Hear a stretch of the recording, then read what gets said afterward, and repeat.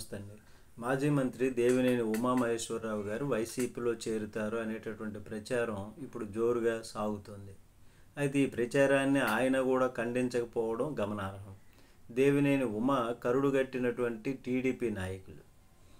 అలాంటి వారు పక్కచూపు చూస్తున్నారనేటటువంటి ప్రచారం ఇప్పుడు టీడీపీని ఒకంత కలవరపెడుతుందని చెప్పవచ్చు. అయితే గత ఎన్నికల్లో దేవినేని ఉమామహేశ్వరరావు గారికి మైలవరం టికెట్ ఇవ్వలేదు. మైలవరం సిట్టింగ్ ఎమ్మెల్యే నాటి వైసీపీ నాయకుడు వసంత కృష్ణ ప్రసాద్ టీడీపీలో చేరడాన్ని అప్పట్లో దేవినేని తీవ్రంగా వ్యతిరేకించారు.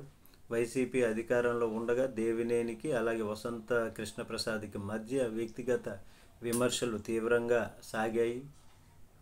2019లో మంత్రి అయినటువంటి దేవినేని పైన వసంత కృష్ణప్రసాద్ గెలుపొందారు. అట్లాగే అందరి దృష్టిని దానివలన ఆకర్షించాడు ఆయన.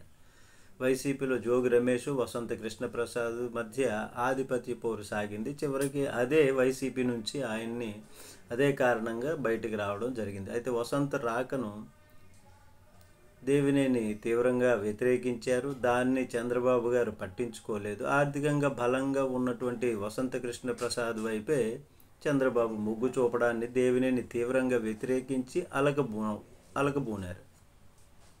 చంద్రబాబు పిలిపించి బుజ్జగించడంతో దేవినేని సర్దుకున్నారు.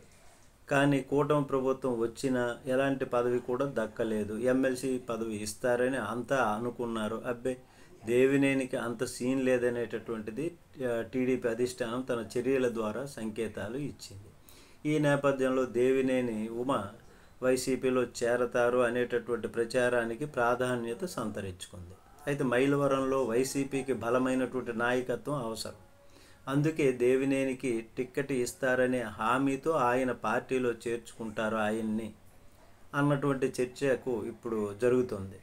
అయితే ఎన్నికలకు ఇంకా 4 ఏళ్ళ సమయం ఉండగా దేవినేని పైన ఇలాంటి ప్రచారం జరగడం ఆశ్చర్యమే. అంటే ఒకంత ఈ విధంగా కూడా జరగవచ్చు. ఇట్లాంటి ప్రచారాన్ని ఖండించకపోవడానికి కారణం పార్టీ మారాలని అభిప్రాయం తనలో లేకపోయినా అధిష్టానం సర్దుకొని తనకి ఎమ్మెల్సీనో లేకపోతే ఇంకేమైనా పదవి ఇచ్చేటటువంటి అవకాశం ఉంటుందని కూడా రాజకీయ పరంగా ఎత్తుగడలు, అది చంద్రబాబు గారి శిష్యుడే కదా ఆయన, కాబట్టి అట్లాగా కూడా ఉండొచ్చు అని కొందరు అనుకుంటున్నటువంటిది. అయితే ఈ ప్రచారాన్ని ఆయన ఖండించకపోవడం ద్వారా ఈ విధంగా అవి మారొచ్చు, లేదంటే ఇదేనా ఉద్దేశం కావచ్చు అనేటటువంటి విధంగా ఇప్పుడు భావిస్తున్నారు. దేవినేని ఎలాంటి సంకేతాలు పంపాలి అనుకుంటున్నారో మరి చూద్దాం. కొంతకాలం వెయిట్ చేస్తే తెలిసిపోతుంది. నమస్తే అండి.